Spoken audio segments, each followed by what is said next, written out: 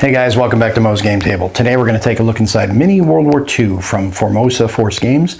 It is designed by Wei Cheng and artist is Mike Wan. It is a game for 2 to 4 players, ages 10 and up, and it plays in about 90 minutes. It's a small form factor, card-driven war game, and it is pretty unique. When you see the map, you're going to know what I'm talking about. But the designer had reached out to me and asked me if I want to take a look at it, and I said sure. It is debuting at Essen this weekend, and I just received it like 2 days ago, so I got a chance to do an unboxing while Essen is going on, so you guys can see what's inside the box. The front cover here says, "Same world, new history. Are you ready for a unique World War II?" Take a look at the back of the box, and the back of the box says here 2 to 4 players, ages 10 and up, and it is 90 minutes. Contents of the game: you get 1 game board, 52 wooden tank and ship tokens, 4 player aids, 56 cards, 15 wooden markers, and 1 rule book. The text on the back of the box says, "Mini World War II is a strategic war game for 2 to 4 players, and it is playable in 90 minutes. The players command the military forces of Germany, United Kingdom, Japan, and Soviet Russia during the Second World War. You need to cooperate and compete with the other players by using strategy cards wisely. The team with more victory points in the end wins the game." So that's the back of the box. Let's take a look inside Mini World War II. As you can see, it's a fairly small form factor. We've got 3 bags of wood bits, pack of cards, gel pack or wooden candy if you'd like to chat out on some rock candy. We've got some player aids.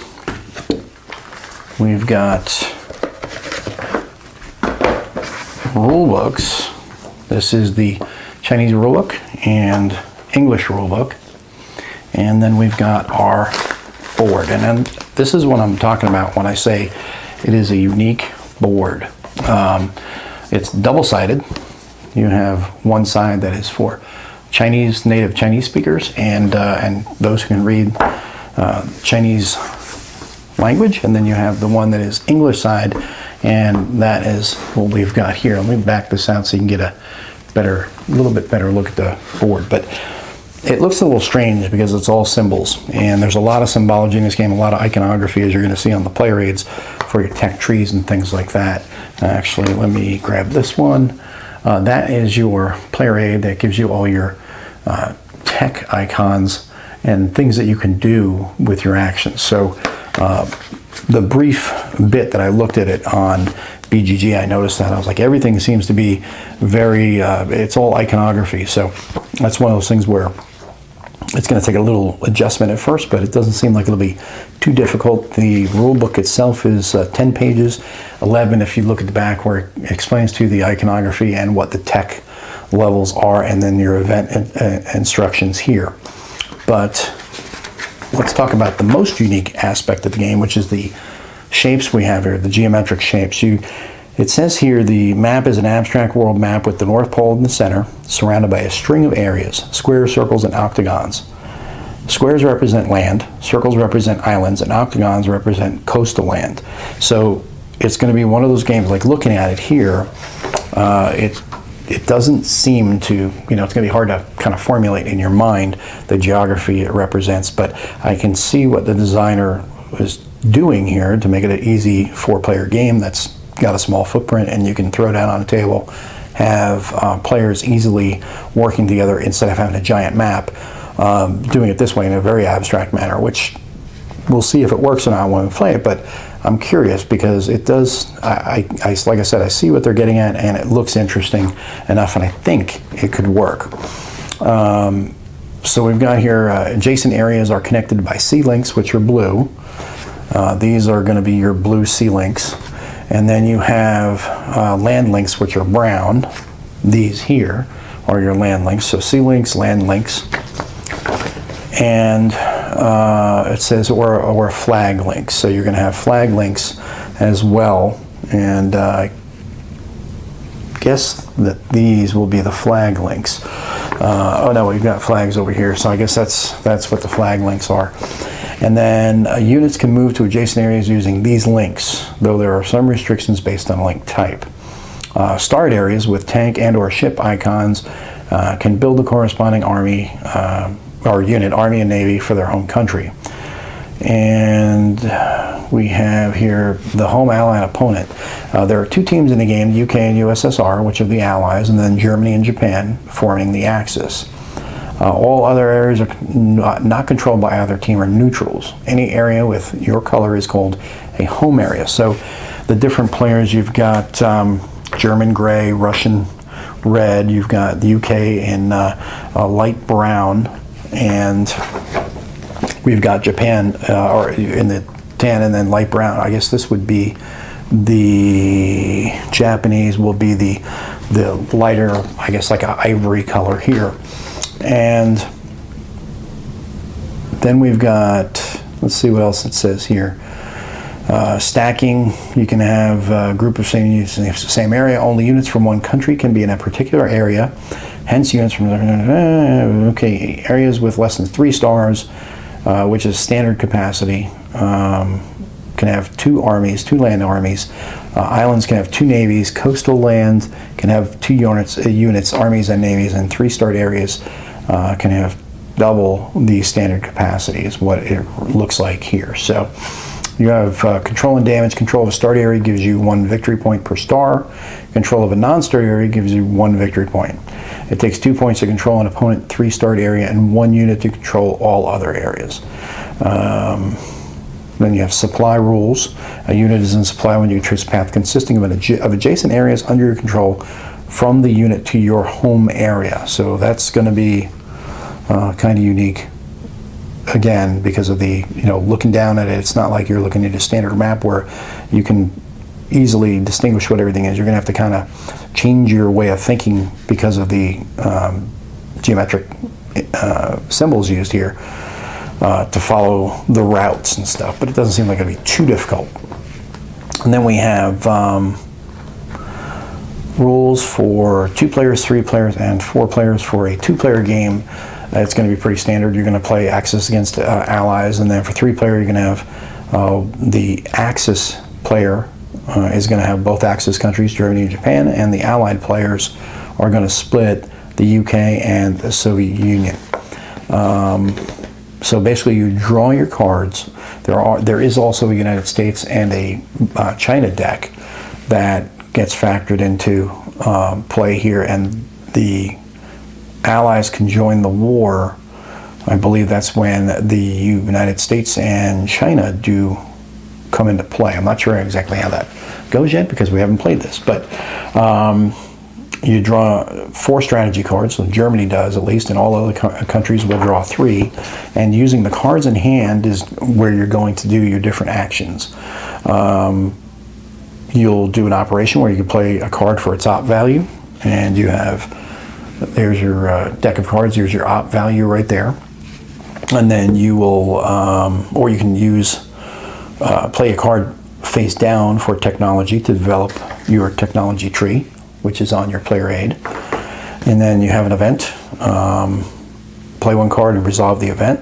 Lend-Lease, which is UK and USSR, may discard 1 card and progress the AJW, which is, I believe, the Allies join the war marker once. And this is the Allies join the war marker. And down here is where you're going to advance that up the track by doing the Lend-Lease by discarding a card.